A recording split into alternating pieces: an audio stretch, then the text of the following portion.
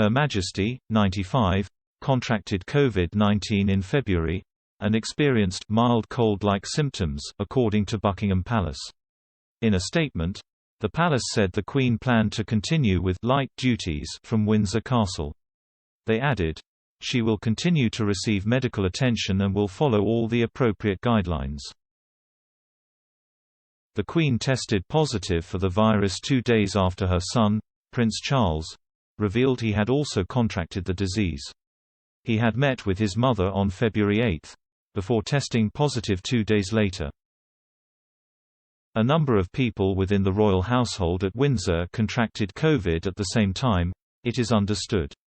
But during a virtual visit to the Royal London Hospital on Wednesday, the Queen listened to pandemic testimonies from staff and patients at the facility.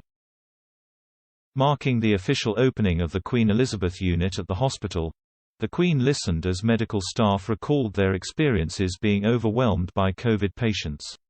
The senior nurse recounted, "We held their hands, we wiped their tears and we provided comfort."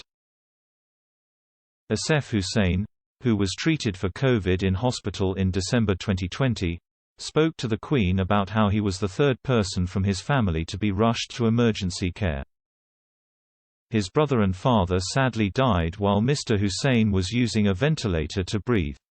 Mr. Hussain continues to need support to breathe after 7 weeks on a ventilator at the Royal London Hospital, now using a portable oxygen machine. Speaking to Mr. Hussain, the Queen commented, "It does leave one very tired and exhausted, doesn't it? This horrible pandemic. It's not a nice result." At another point, the Queen mentioned the loneliness of the pandemic and how much of a toll isolation had taken on the population. She said, "Of course not being able to see your relative was very hard."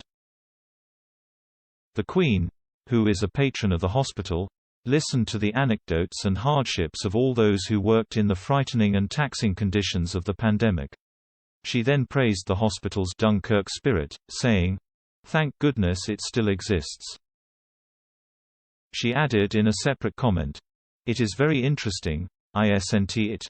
When there is some very vital thing, how everybody works together and pulls together, marvelous isn't it?"